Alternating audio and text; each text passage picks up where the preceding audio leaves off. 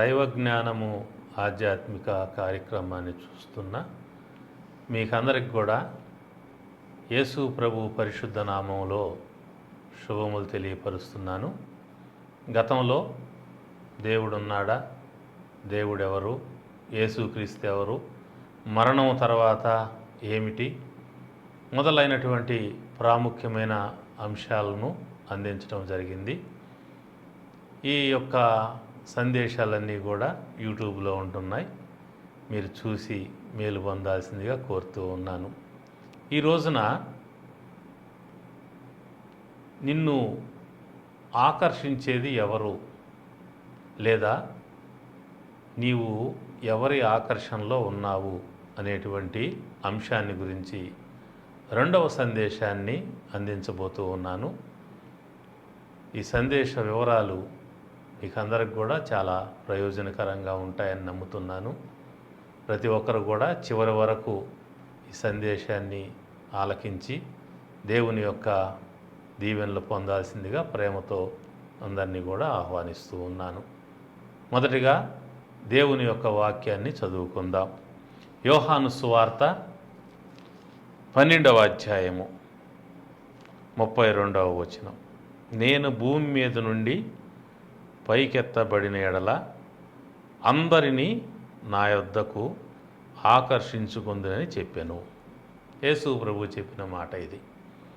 నేను భూమి మీద నుంచి పైకెత్తబడితే అందరినీ కూడా, అంటే ప్రపంచంలో అందరినీ కూడా నా వైపు ఆకర్షించుకుంటారు. ఎందుకంటే అందరూ కూడా అపవాది యొక్క ఆకర్షణలో ఉన్నారు. ఆదాముని హవ్వను అపవాది ఆకర్షించి తప్పుబోధ చేసి, మాయ మాటలు చెప్పి, మోసం చేసి తన వైపు తిప్పుకున్నాడు. తనతోటి తీసుకొని వెళ్ళాడు. వాని యొక్క రాజ్య సంబంధులుగా వారు ఉండిపోయారు. తర్వాత వారి సంతానం వారు కూడా అదే రాజ్యానికి చెందిన వారుగా కొనసాగుతూ ఉన్నారు. వారందరినీ కూడా కాపాడాలని, అపవాది చెరలోంచి విడిపించాలి అని వారు చేసిన పాపాలన్నిటికి కూడా పరిహారాన్ని చేసి, దోష నివారణం చేసి, ప్రాయచిత్తం చేసి, అందరికి కూడా క్షమాపణ కలిగించి, అందరూ కూడా తనతో తన అమరత్వంలో, మహిమలో ప్రజలందరూ, మానవులంతా ఉండే విధంగా చేయటం కోసమై దేవుడు భూమి మీదకి వచ్చి అందరి పాపాలను తన మీద వేసుకొని, అందరి శిక్షను తన మీద వేసుకొని, అందరి కొరకు ఆయన అన్ని కాలాల్లో ఉన్న మానవుల కొరకు, భూతకాలంలో, వర్తమాన కాలంలో, భవిష్యత్ కాలంలో ఉన్న మానవులందరి కొరకు కూడా ఆయన ప్రాయచిత్తం చేయటం జరిగింది.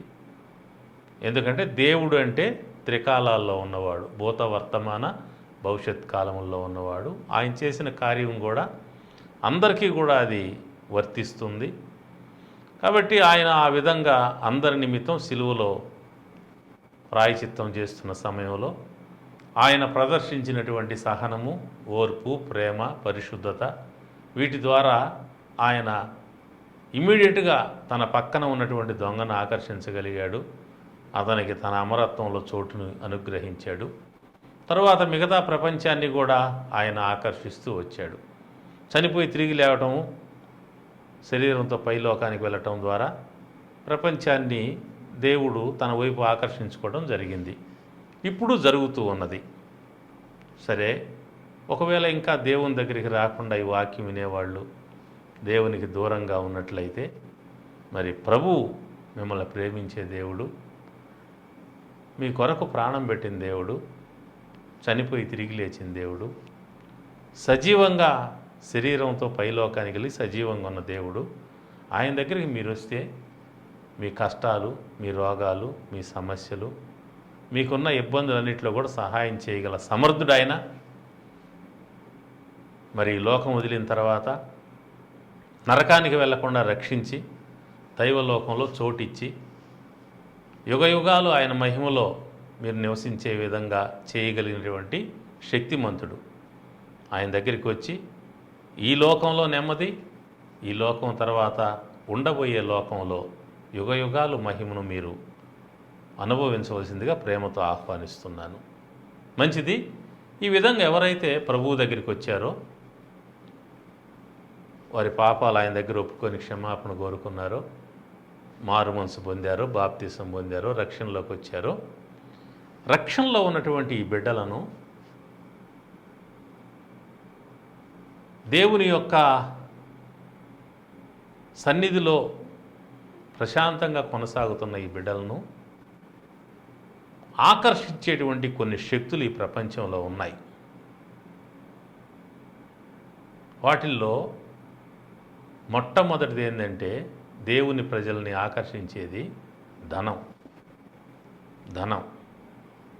తిమోతి పత్రికలో 6వ అధ్యాయంలో ఈ విషయం రాయబడింది.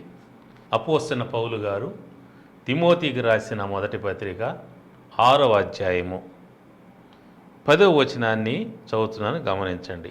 ఎందుకనగా ధనాపేక్ష సమస్తమైన కీడులకు మూలము, కొందరు దాన్ని ఆశించి విశ్వాసం నుండి తొలగిపోయి నానా బాధలతో తమ్ము తామే పొడుచుకొనిరి. గమనించండి, ధనాపేక్ష అనేటువంటిది సమస్త కీళ్లకు మూలం అన్నాడు. అంటే ధనం మూలం కాదు, ధనం కలిగి ఉండటము పాపం కాదు, తప్పు కాదు. అయితే ధనము సంపాదించాలా, లేక ఏ రీతికైనా అవినీతి చేసైనా, దొంగతనం చేసైనా, హత్య చేసైనా, మోసం చేసైనా, అబద్ధాలాడైనా, ఏ రీతికైనా కూడా డబ్బు సంపాదించి గొప్పవాళ్ళు కావాలనేటువంటి అపేక్ష ఉండటం అనేది అది దేవుని దృష్టికి తప్పు. ఈ ధనాపేక్ష అనేటువంటిది ఏం చేస్తుంది అంటే అన్ని కీడులకు కూడా అది మూలంగా మారుతుంది.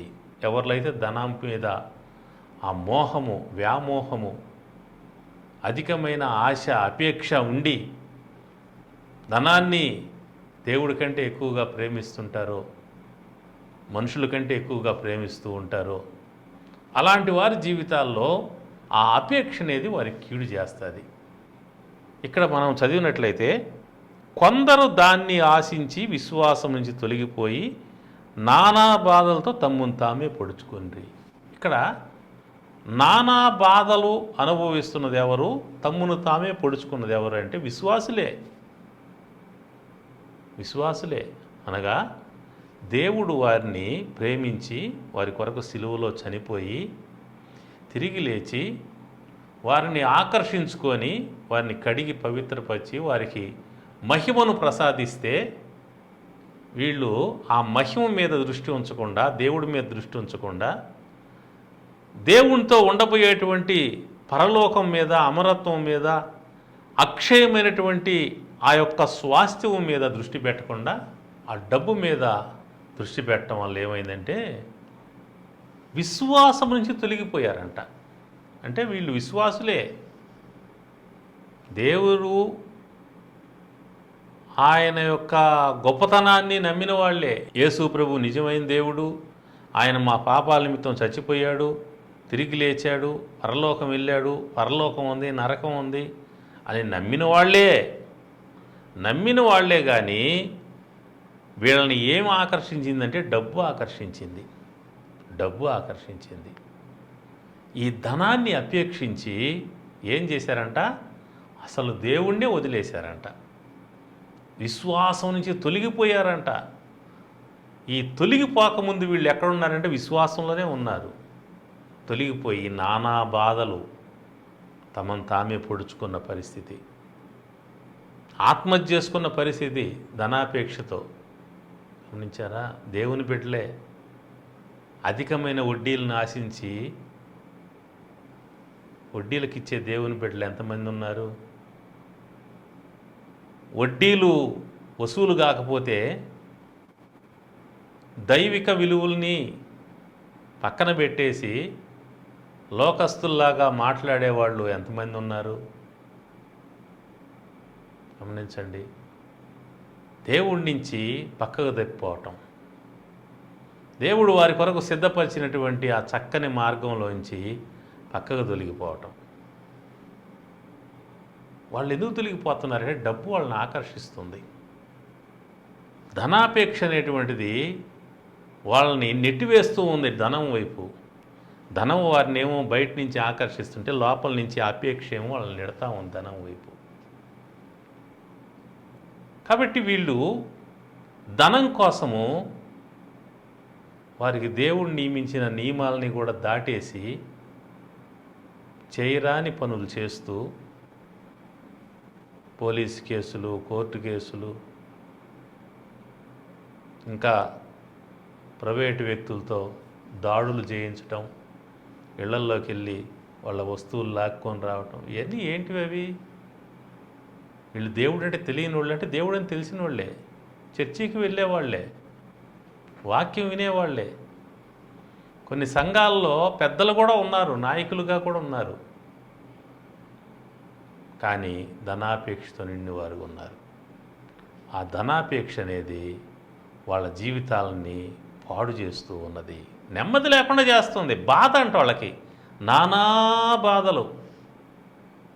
దేవుని నమ్ముకొని క్షమాపణ పొంది హాయిగా ప్రశాంతంగా దేవుడు పెట్టిన వరకు తిని లక్షణంగా ఉండాల్సిన ఇలా బ్రతుకులు బాధలతో నిండిపోయినాయి, నెమ్మది లేకుండా, నిద్రలేని పరిస్థితి. ఎందుకు? డబ్బు మీద మోహం, వ్యామోహం, ధనాపేక్ష వారిని నెమ్మది లేని వారిగా, నిద్ర లేని వాళ్ళుగా, నానా బాధలకు గురయ్యే వాళ్ళగా చేస్తూ ఉంది. బైబిల్లో భక్తులైన వారు ధనాన్ని అపేక్షించి తప్పుదారిలోకి వెళ్ళిపోయారు. బిలాం అనే వ్యక్తిని మనం చూస్తాం బైబిల్లో. సంఖ్యాకాండంలో ఆయన గురించి రాయబడింది. ఆయన దేవుడి ప్రవక్తగా ఉన్నాడు. దేవుడు ఆయన దగ్గరికి వచ్చేవాడు, ఆయనతో మాట్లాడేవాడు. ఆయన ఎవరిని శపిస్తాడో వాళ్ళు శపించబడేవాళ్ళు, ఎవరిని దీవిస్తాడో వాళ్ళు దీవించబడేవాళ్ళు. అంత ఉన్నతమైన ఆధ్యాత్మిక స్థితి కలిగిన వ్యక్తి ఒకానొక సందర్భంలో ఒక రాజు విస్తారమైన సంపద ఇస్తాను నీకు, వచ్చి ఇశ్రాయేల్ ప్రజలను శపించమంటే సంపదను ఆశించి వెళ్ళి చనిపోతాడు. గమనించారా? బిలాము సంపదను ఆశించి వెళ్ళిపోయి చివరికి ఒకానొక సందర్భంలో ఇశ్రాయేల్ చేత చంపబడతాడు ఆయన. బిలాము ఎంత గొప్ప స్థితిలో తెలుసా అయింది? దేవుడు ఆయన దగ్గరికి డైరెక్ట్గా దిగొచ్చి మాట్లాడే స్థితి అయింది. ఎంత గొప్ప స్థితిలో తెలుసా అయింది? ఎవరిని శపిస్తే వాళ్ళు శపించబడేవాళ్ళు, ఎవరిని దీవిస్తే వాళ్ళు అంత గొప్ప స్థితి అయింది. బిగినింగ్లో మంచోడే, ఇంటెడు బంగారం ఇచ్చినా కూడా, బిల్డింగ్ అంత బంగారం ఇచ్చినా కూడా నా దేవుడు మాట జవదాటని అన్నాడు. ముందు ఎక్కువ డబ్బు ఆశ చూపించేసరికి మారిపోయి ఆత్రంగా పరిగెత్తాడు డబ్బు కోసం. గమనించండి, బిలాం ఒక్కడే కాదు, అంత గొప్ప స్టేజ్లోకి వెళ్ళిన వాడే డబ్బుకు గులాం అయిపోయాడంటే మిగతా వాళ్ళ సంగతి ఏంది? అందుకే స్త్రీలైనా పురుషులైనా జాగ్రత్తగా ఉండాల. డబ్బు విషయం, స్థలం విషయం, పొలం విషయం, వెండి విషయం, బంగారం విషయం, నివాసాల విషయం, వస్తువాహనాల విషయం, వీటి మీద మోహం ఉందంటే చాలా ప్రమాదం. ధనాపేక్ష అంటే కేవలం కరెన్సీ కట్టలు అనుకునేరు కాదు, ఇవన్నీ సంపద. ఈ సంపద మీద మోహం ఉంటే ఆ మోహం అనేటువంటి దేవుడి నుంచి దూరం చేస్తుంది. కొందరు దాన్ని ఆశించి విశ్వాసం నుంచి తొలగిపోయి నానా బాధలతో తమ్మును తామే పొడుచుకుంటాయి. గేహజీ, ఆయన గురువు గారైన ఎలీషా ఎంత గొప్పవాడు. ఆయన ఇక్కడ కూర్చొని అవతల దేశంలో రాజా అంతఃపురంలో ఏం జరిగేది చెప్పేసేవాడు. అంత గొప్పవాడు. అంత గొప్ప గురువు గారి దగ్గర గేహజీ ఉన్నాడు శిష్యుడుగా. ఒకానొక సందర్భంలో సిరియా రాజ్యపు సైన్యాధిపతి ఎలీషా దగ్గరికి వచ్చాడు. ఎందుకోసం వచ్చాడంటే ఆ సైన్యాధిపతి అయిన నయమానుకు కుష్ఠరోగం ఉంది. దాన్ని నయం చేయగలిగిన వారు ఎవరు లేరు. ఎలీషా నయం చేస్తాడని తెలుసుకొని ఎలీషా దగ్గరికి వచ్చాడు. వస్తే ఎలీషా, నీవు పోయి యోర్దాన్ నదిలో 7 సార్లు మునుగయ్యా అంటే వెళ్ళాడు. ఎలీషా చెప్పినట్టు చేశాడు. ఆయన స్వస్థత పొందాడు. మహానందంతో వచ్చి విస్తారమైన సంపద ఎలీషా ముందు పెట్టాడు. అయ్యా దైవజనుడా, ఎవ్వరూ నయం చేయలేని రోగాన్ని నువ్వు నయం చేసావయ్యా, నీకు చాలా వందనాలు, దయ ఉంచి నా కానుక తీసుకో అని చెప్పి బతిమలాడి ఇవ్వబోతే ఎలీషా వద్దన్నాడు. వద్దు బాబు, నీ కానుక తీసుకొని వెళ్ళిపో. ఎందుకంటే దేవుడు అనుమతించలా దైవజనుడికి, అతని దగ్గర కానుక తీసుకోవద్దని చెప్పి దేవుడు అతనికి అనుమతి ఇవ్వలా. సో ఎలీషా వద్దు అన్నాడు. సరే అట్టయితే ఇక మీదట నేను యెహోవా దేవుణ్ణి మాత్రమే ఆరాధన చేస్తాను, ఇక ఎవరిని ఆరాధన చేయనయ్యా అని చెప్పి ఎలీషా దగ్గర చెప్పి వెళ్ళిపోతాడు దారిన. ఇది ఎవరు చూస్తారు? ఎలీషా పక్కన నిలబడి శిష్యుడు చూస్తాడు, గేహజీ. మా గురువు గారికి ఏమైనా పిచ్చా ఏంటి? ఇంత డబ్బు, ఇంత బంగారం, ఇంత వెండి, ఇన్ని బట్టలు, ఇంత భారీ ఎత్తున సైన్యాధిపతి తీసుకొని వచ్చి ముందు పెడితే నాకు వద్దు పొమ్మంటాడే. ఈయనకేదో మతిపోయినట్టుంది. నేను పోయి తెచ్చుకుంటాను, ఆయన తీసుకోకపోతే మరి నేను తెచ్చుకుంటా అని చెప్పి ఆ డబ్బు మీద ఆశతో ఏం పరిగెత్తాడండి గేహజీ. నయమాను గుర్రాల మీద, రథాల మీద ఆయన ప్రయాణం వెళ్తుంటే ఆయన వెనక పరిగెత్తాడంటే ఈయన ఎంత స్పీడ్లో పరిగెత్తాడో, ఎంత ఆశగా పరిగెత్తాడో. నయమాను గమనించి రథాన్ని ఆపు చేసి, ఏ నాయన వస్తున్నావంటే, అయ్యా మా గురువు గారు కొద్దిగా తీసుకొని రమ్మన్నాడు మీ దగ్గర కానుక, వేరే శిష్యులు వచ్చారు అంటే ఆయన వెంటనే కొంత కానుక పంపించేసి. ఎలీషా అన్నాడు, గేహజీ ఎక్కడికి పోయావా నువ్వు అంటే, అయ్యా నేను ఎక్కడికి పోలేదు గురువు గారు, ఇక్కడే ఉన్నానంటే. అప్పుడు ఎలీషా అన్నాడు, గేహజీ నువ్వు నయమాన్ నీ దగ్గరికి వెళ్ళినప్పుడు ఆ మనుష్యుడిని ఎదుర్కోవడానికి వచ్చినప్పుడు నా ఆత్మ నీతోటే ఉన్నది, నేను చూస్తూ ఉన్నా నువ్వు చేసే పని నాకు కనపడతానే ఉంది గేహజీ. నయమాన్ను వదిలిపెట్టిన కుష్ఠరోగం నీకు నీ ఇంటి వారికి తగులుకుంటుంది పో అన్నాడు, శపించేశాడు. వెంటనే గేహజీకి కుష్ఠరోగం వచ్చి ఎలీషా దగ్గర నుంచి పక్కకి వెళ్ళిపోయాడు. గమనించారా? గేహజీ ఎంత హాయిగా ఉండాలి గురువు గారి దగ్గర. గురువుగారు వద్దు అన్నాడు, దేవుడు వద్దంటే వద్దు అన్నాడు. అంత గొప్ప అద్భుతం. కుష్ఠరోగి ఆయన, భయంకరమైన కుష్ఠరోగి. ఎంతమంది డాక్టర్ల దగ్గరికి వెళ్ళినా బాగుగాల. ఎన్ని మంత్రాలు చేశాడో, తంత్రాలు చేశాడో, తాయెత్తులు వేసాడో, ఎన్ని ప్రయత్నాలు చేశాడో పాపం పోగొట్టుకోవడానికి. ఎక్కడ బాగవుతుంటే అక్కడికి పరిగెత్తాడు. చివరికి వాళ్ళ ఇంట్లో ఒక చిన్న పిల్ల చెబితే ఆ చిన్న పిల్ల చెప్పిన మాట కూడా నమ్మి వచ్చేసాడు ఎలీషా కాడికి. బాగయ్యాడు.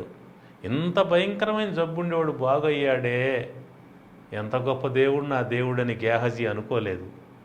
దేవుడి మీద లేదు ఆయన దృష్టి. దేవుడిని నమ్ముకున్నాడు, ప్రార్థన చేస్తున్నాడు, దైవజనుడి దగ్గర ఉన్నాడు, కానీ దృష్టి అంతా డబ్బు మీద ఉంది. అందుకని నష్టపోయాడు. గమనించండి, వీళ్ళంతా విశ్వాసులే. యోధా ఇస్కరియోతు యేసయ్య శిష్యుడు. 12 మందిని దేవుడు ఎన్నుకుంటే వాళ్ళలో ఒకడు, ముఖ్యమైనవాడు. ఎంత ముఖ్యమైనవాడు అంటే ఆయన్ని తన దగ్గర వచ్చేటువంటి కానుకలన్నీ ఆయన దగ్గర ఉంచమని, ఒక విధంగా చెప్పాలంటే ట్రెజరర్గా ఉన్నాడు యేసయ్య దగ్గర. డబ్బంతా యోధా దగ్గరే ఉండేది. అలాంటి యోధా డబ్బు కాశపడి యేసు ప్రభువుని అమ్మేసుకోలేదా? ఎంతమంది క్రైస్తవులు డబ్బు కాశపడి యేసు ప్రభువుని వదిలిపెట్టి వెళ్ళిపోతున్నారు. స్థలానికి ఆశపడో, పొలానికి ఆశపడో, బైక్ ఆశపడో, కారు ఆశపడో, కరెన్సీ కట్లకు ఆశపడో, ఒక 20 లక్షలు, 30 లక్షలు, 50 లక్షలు, ₹1 కోటి ఇస్తామంటే ఆశపడి దేవుణ్ణి వదిలిపెట్టేసి దేవుడికి విరోధమైనటువంటి మార్గంలోకి ఎంతమంది వెళ్ళటం లేదు? వీళ్ళంతా దేవుణ్ణి నమ్మినోళ్లే కానీ, దేవుడి దగ్గరికి వచ్చిన వాళ్లే కానీ, దేవుడు ఆకర్షించుకున్న వాళ్లే కానీ ఆయన ఆకర్షణలో వాళ్ళు నిలబడలేదు. అక్కడి నుంచి అవతలకి వెళ్ళిపోయారు. ఎవరు ఆకర్షించారు వాళ్ళంటే డబ్బు ఆకర్షించింది. అందుకనే ఈ వాక్యం వినేటువంటి ప్రియమైనటువంటి సహోదరి సహోదరుడా, నీ జీవితంలో ధనాపేక్ష అనేటువంటిది లేకుండా చూసుకోవడం చాలా అవసరం. లేకపోతే అది దేవుడి నుంచి నేను దూరం చేసే ప్రమాదం ఉంది. బిలాము దూరం అయిపోయాడు, గేహజీ దూరం అయిపోయాడు, యోధా దూరం అయిపోయాడు. ఇంకా ఎంతోమందిని చెప్పగలను కానీ అవసరం లేదు. ఈ మాటలు గుర్తుపెట్టుకొని నీ జీవితంలో నువ్వు దేవుడికి దూరం కాకుండా చూసుకో. డబ్బు కోసం దేవుణ్ణి వదులుకోబాకు. దేవుడి కోసం డబ్బు వదులుకో, డబ్బు నీకు వస్తుంది. నువ్వు డబ్బును ప్రేమించి డబ్బంతా కూడబెట్టుకుంటే దేవుడు అంటాడు, ఈ రాత్రి నీ ప్రాణం అడుగుతున్నానంటే ఏం చేస్తావు? కాబట్టి వద్దు, ధనాపేక్ష వద్దు. ధనాపేక్ష సమస్త కీళ్లకు మూలం. కొందరు దాన్ని ఆశించి విశ్వాసం నుంచి తొలగిపోయి నానా బాధలతో తమ్మును తామే పొడుచుకున్నారంటే ఎంత భయంకరమైన ఆకర్షణ ధనంలో ఉందో గమనించుకొని ఆ ఆకర్షణలో ఒకవేళ ఉంటే పశ్చాత్తాపడి దేవుని క్షమాపణ కోరుకొని దాంట్లోంచి విడుదల పొందు. దేవుని ఆకర్షణలో దేవుడు నిన్ను ఆకర్షించుకున్నాడు కదా, ఎన్నుకున్నాడు కదా, రక్షించుకున్నాడు కదా, ఆయనలో నిలబడు, ఆయనతో నిలబడు. ప్రభు వస్తున్నాడు, రాకడ దగ్గర పడింది. రాకడ వరకు ఆయనలోంచి తొలగిపోకుండా జాగ్రత్తగా ఆయనతో నిలబడు. ఇక రెండవదిగా విశ్వాసిని ఆకర్షించేది ఈ ప్రపంచంలో ఉండే భోగాలు. తిమోతి 2వ పత్రికలో 4వ అధ్యాయంలో ఒక వ్యక్తి గురించి పౌలు గారు రాశాడు. అది నేను చదివి వినిపిస్తాను, గమనించండి. తిమోతి 2వ పత్రిక 4వ అధ్యాయము 10వ వచనం. దేమా ఇహలోకమును స్నేహించి నన్ను విడిచి తెస్సలోనికకు వెళ్ళెను. దేమా ఇహలోకమును స్నేహించి నన్ను విడిచి తెస్సలోనికకు వెళ్ళెను. దేమా అంటే ఎవరు? అపోస్తలుడైన పౌలు గారితోటి నమ్మకంగా ఉన్నటువంటి ఒక సేవకుడు, నమ్మకమైనటువంటి వాడు. ఎంత నమ్మకమైన వాడంటే పౌలు గారు జైలుకి వెళ్తే ఈయన కూడా జైలుకి వెళ్ళాడు పౌలు గారితోటి. నేను కూడా వస్తాను అయ్యగారు మీతోటి జైల్లోకి అని చెప్పి జైలుకి వెళ్ళిపోయాడు. ఆయన గురించి ఈ యొక్క ఫిలోమాను పత్రికలో పౌలు గారు రాస్తారు. ఆ మాట నేను చదివి వినిపిస్తాను. ఫిలోమాను పత్రికలో ఒకే అధ్యాయం ఉంటుంది. అందులో 23, 24 వచనాల్లో ఈ విధంగా ఉన్నది. క్రీస్తు యేసునందు నా తోడి ఖైదీ అయిన ఎపఫ్రా, నా జత పనివారైన మార్కు, అరిస్తార్కు, దేమా, లూకా వందనములు చెప్పుచున్నారు. ఇక్కడ దేమా ఉన్నాడు. ఈయన ఏంటంట, మళ్ళీ చదువుతాను గమనించండి. క్రీస్తు యేసునందు నా తోటి ఖైదీ అయినా, తోటి ఖైదీలుగా ఉన్నారు వాళ్ళు. ఎపఫ్రా అనే ఆయన, తర్వాత మార్కు అనే ఆయన, అరిస్తార్కు, వీళ్ళలో దేమా, లూకా కూడా ఉన్నారు. కాబట్టి వీళ్ళు అందరూ కూడా ఒక టీముగా జైల్లో పౌలు గారితోటి ఉంటూ ఉన్నారు. వీరిలో దేమా ఉన్నాడు. మరొక మాట కొలస్సీ పత్రికలో రాయబడింది దేమా గురించి. కొలస్సీ పత్రిక 4వ అధ్యాయము 14వ వచనం. లూకా అను ప్రియుడైన వైద్యుడు దేమాయు మీకు వందనములు చెప్పుచున్నారు. ఇది కూడా పౌలు చెరసాలలో ఉండగా రాయబడిన పత్రిక. 10వ వచనం చూస్తే, నాతో కూడా చెరలో ఉన్న అరిస్తార్కు, బర్నబాకు సమీప జ్ఞాతైన మార్కు మీకు వందనములు చెప్పుచున్నారు. ఖైదులో ఉన్నప్పుడు రాసింది. ఇక్కడ దేమా ఉన్నాడు. ఇంత మంచి భక్తిపరుడు అండి దేమా. అయితే పౌలు లాస్ట్ స్టేజ్కి వచ్చే వాళ్ళకి ఆయన జీవితంలో రకరకాలైన ఆటంకాలు వచ్చాయి. దైవలోకంలోకి వెళ్లకుండా సాతాను అతన్ని లాగాలని ఎన్నో విధాల ప్రయత్నం చేశాడు. అందుకని ఆయన అన్నాడు, మంచి పోరాటం పోరాడాను, నా పరుగు కడముట్టించాను, విశ్వాసం కాపాడుకున్నాను అన్నాడు. అంటే విశ్వాసం దొంగిలించాలని సాతానుడు ఎంతో ప్రయత్నం చేశాడు. కానీ పౌలు గారు ఈ పోరాటంలో పోరాడి తన విశ్వాస జీవితాన్ని, తన భక్తి జీవితాన్ని, తన ఆత్మీయతను కాపాడుకున్నాడు. అయితే దేమా కాపాడుకోలేకపోయాడు. దేమా అప్పుడు దాకా పౌలు గారితోటి ఉన్నాడు కానీ, చెరలో ఉన్నాడు కానీ, కష్టాలు సమస్యలు అన్నిట్లో కూడా నిలబడ్డాడు కానీ, ఒక స్థాయికి వచ్చేసరికి ఇంకా అక్కడ ఉండలేకపోయాడు. అతన్ని ఏం ఆకర్షించిందంటే తెస్సలోనిక పట్టణం ఆకర్షించింది. తెస్సలోనిక పట్టణంలో అద్భుతమైన ఆకర్షణ ఉంది. ఏముంది అక్కడ? ప్రపంచంలో ఉండేటువంటి వైభవం అంతా తెస్సలోనికలో ఉంది. అక్కడ లేనిదంటూ లేదు. అంతా ఒక విధంగా చెప్పాలంటే జల్సా జీవితం, ఎంజాయ్మెంట్.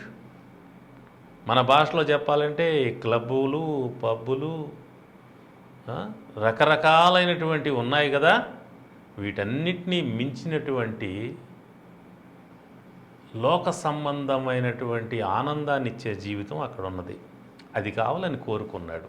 భక్తిగా ఉన్నవాడు ఏమైపోయాడు? శరీరరీతిగా మారిపోయాడు. ఆత్మానుసారంగా ఉన్న దేమా శరీరానుసారమైన మనుషుడిగా మారిపోయి చెడిపోయిన స్థితికి వెళ్ళిపోవడం జరిగింది. గమనించండి. దేమాను లోకం ఆకర్షించింది. లోక ఆకర్షణలోకి వెళ్ళిపోయాడు. గమనించండి, యేసు ప్రభు మనుషులను ఆకర్షించుకొని సిలువ ప్రేమతో, పునరుద్ధాన శక్తితో, ఆరోహణ మహిమతో ప్రజలను ఆకర్షించి తనలో భద్రం చేసుకున్నాడు. భద్రం చేసుకొని కాపాడుకుంటూ ఉంటే వీళ్ళని కొంతమందిని డబ్బు ఆకర్షిస్తుంది. డబ్బు వైపు కొంతమంది వెళ్ళిపోయారు, బిలాములాగా, గేహజీలాగా, యువతలాగా. కొంతమందిని లోకంలో ఉండే వైభవము, సరదాలు, జల్సాలు, ఎంజాయ్మెంట్స్, ఉల్లాసభరితమైనటువంటి జీవితం అనేది ఆకర్షిస్తూ ఉంది. అది కోరుకొని దేవుణ్ణి వదిలిపెట్టి వెళ్ళిపోతూ ఉన్నారు, సంఘాన్ని వదిలిపెట్టి వెళ్ళిపోతున్నారు, దైవజనులు వదిలిపెట్టి వెళ్ళిపోతున్నారు. ఈ వాక్యం వింటున్నటువంటి యవన బిడ్డలారా, లేకుంటే పెద్దవారులారా, మీరెవరైనా కావచ్చు, దేవుణ్ణి వదిలిపెట్టి వెళ్ళిపోయే స్థితిలో ఉన్నారేమో గమనించండి. ఒకవేళ వెళ్ళిపోయి ఉంటే అక్కడ ఏ క్షణంలో వెళ్ళిపోతారో తెలియదు. క్లబ్బులోనో, పబ్బులోనో, దారిలోనో ఎంతమంది బిడ్డలు మార్గ మధ్యలోనే వెళ్ళిపోతున్నారు లోకాన్ని వదిలిపెట్టి. ఆ స్థితి వద్దు మీకు.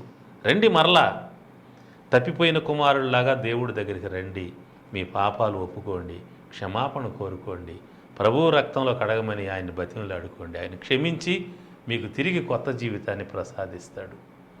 మీ కొరకు ఆయన ఎదురు చూచే దేవుడు. తండ్రి ఏ విధంగా కుమారుని కొరకు ఎదురు చూస్తూ ఉన్నాడో అలాగ ఎదురు చూచి మీరు దగ్గరికి వస్తే దగ్గరికి తీసుకొని మిమ్మల్ని క్షమించి పవిత్రపరిచే దేవుడు. ధనాపేక్షలోకి వెళ్ళిపోయి ఉంటే రండి, మరలా లోక భోగాల్లో చిక్కుకుపోయి ఉంటే వదిలిపెట్టేసి రండి, ప్రభు వస్తున్నాడు. ఎక్కువ సమయం అనేది లేదు. ఇప్పుడు వరకు జీవించిన జీవితం చాలు. ఇప్పుడైనా వెంటనే వచ్చేసి ప్రభు దగ్గర క్షమాపణ కోరుకొని ఇక ఆయనతో కొనసాగండి. ప్రభువు రాకడ కొరకు మిమ్మల్ని మీరు సిద్ధపరచుకోండి. చివరిలో ఒక మాట చెప్తాను. విశ్వాసుల్ని సంపద ఆకర్షిస్తుంది, లోకభోగాలు ఆకర్షిస్తున్నాయని చెప్పాను. వీటన్నిటికంటే కూడా ఎక్కువ ఆకర్షించేది ఏంటంటే సెల్ ఫోను. చిన్నపిల్లల్ని, యవన బిడ్డల్ని, మధ్య వయస్కుల్ని, వృద్ధుల్ని అందరినీ కూడా తన వైపు ఆకర్షించుకొని తన గ్రిప్పులో పెట్టేసుకుంది సెల్ ఫోన్ అనేటువంటిది. యేసు ప్రభు లూకా సువార్త 21:36లో కాబట్టి జరగబో వీటినెల్లా తప్పించుకొని మనుష్య కుమారుని ఎదుట నిలవబట్టుకు శక్తి గలవారగినట్లు ఎల్లప్పుడూ ప్రార్థన చేస్తూ మెలకువగా ఉండని చెప్పాడు. అయితే సెల్ ఫోన్ ఏం చేసిందంటే ప్రార్థన చేయనీయకుండా ఎల్లప్పుడూ కూడా సెల్ ఫోన్ చూస్తూ నిద్ర కూడా పోకుండా మెలకువగా ఉండేటట్టు చేస్తుంది. దేవుని దగ్గర ఉండకుండా మనిషిని తన యొక్క గ్రిప్పులో పెట్టుకొని, తన వశంలో పెట్టుకొని దేవునికి దూరం చేస్తుంది సెల్ ఫోన్. ప్రార్థనకు దూరం చేస్తుంది, వాక్యానికి దూరం చేస్తుంది, ఆరాధనకు దూరం చేస్తుంది, దేవునితో ఉండేటువంటి అనుబంధానికి దూరం చేస్తుంది. మొత్తానికి దేవుడి నుంచి జీవితం కట్ అయిపోయే విధంగా చేస్తుంది. ప్రభు అన్నాడు, నాకు వేరై ఉంటే మీరేం చేయలేరు, నాకు వేరైతే మీరు ఎండిపోతారని కూడా చెప్పాడు. కాబట్టి ఆ విధంగా జీవితంలో దేవునికి దూరమై ఎండిపోయేటువంటి పరిస్థితిని సెల్ ఫోన్ కలిగిస్తుంది. కాబట్టి సెల్ ఫోన్ మాయలోంచి మనం బయటికి రావాల్సిన అవసరం చాలా ఉంది. కాబట్టి సెల్ ఫోన్ ఎంత భయంకరమైనటువంటి ఆకర్షణ కలిగి ఉందో గమనించుకొని ఆ ఆకర్షణలోంచి బయటికి రావాల్సిందిగా కోరుతూ ఉన్నాను. ఆ ఆకర్షణలోంచి బయటికి రావడానికి పశ్చాత్తాపడి ప్రభు సన్నిధిలో క్షమాపణ కోరుకొని సెల్ ఫోన్ను పక్కన పెట్టేసి ప్రభు సన్నిధిలో జీవించడానికి వ్యక్తులుగా, కుటుంబాలుగా ప్రభు సన్నిధిలో జీవించడానికి మిమ్మల్ని మీరు పరిశుద్ధపరచుకొని ప్రభు రాకడ కొరకు మీరు ఆయత్తపరుచుకునే విధంగా మీ జీవితాలని ప్రభు సన్నిధిలో ప్రతిష్ఠించుకోవాల్సిందిగా, సమర్పించుకోవాల్సిందిగా మిమ్మల్ని అందరినీ ప్రేమతో ఆహ్వానిస్తున్నాం. ఈ భ్రమలో నుంచి అందరూ బయటకు వచ్చి, ఈ ఆకర్షణలో నుంచి అందరూ బయటకు వచ్చి పశ్చాత్తాపంతో ప్రభువు దగ్గరికి వచ్చి మీ జీవితాలు పవిత్రపరచుకొని ప్రభువు రాకడ కొరకు సిద్ధపడాల్సిందిగా కోరుతూ ప్రేమతో అందరినీ ఆహ్వానిస్తున్నాం. ప్రభు మిమ్మల్ని అందరినీ దీవించునుగాక. ప్రార్థన చేస్తాను. ప్రేమ కలిగిన తండ్రి, ఈ వాక్యం విన్న బిడ్డలు ఏ ఆకర్షణలో ఉన్నారో ఆ ఆకర్షణలన్నింటిలోంచి విడుదల కలుగు చేసి సంపూర్ణంగా వారు పశ్చాత్తాపం నీ వద్దకు వచ్చి తమ జీవితాలను పవిత్రపరచుకొని నీ సన్నిధిలో ప్రతిష్ఠించుకొని నీ కొరకు బ్రతికే విధంగా వారి జీవితాలను ఆశీర్వదించమని, కుటుంబాలను ఆశీర్వదించమని, నివాసాలను ఆశీర్వదించమని, ప్రతి మాయ నుంచి, ప్రతి ఆత్మల నుంచి, ప్రతి విధమైన ఆకర్షణ నుంచి వారికి వెంటనే విడుదల కలుగు చేసి నీ రక్త ప్రభావం చేత పవిత్రపరిచి నీలో నిలబెట్టి నీ కొరకు ఆశీర్వాదం, నీ కొరకు ఆయత్తపడి జీవించే విధంగా వారిని దీవించమని కోరుకుంటూ యేసు ప్రభు దివ్యనామంలో స్తుతించి ప్రార్థించి వేడుకుంటున్నాను తండ్రి. ఆమేన్. తండ్రి, కుమార, పరిశుద్ధాత్మ దేవుని దీవెనలు మీకు, మీ కుటుంబాలకు సదాకాలం తోడై ఉండుగాక. Amen. God bless you all.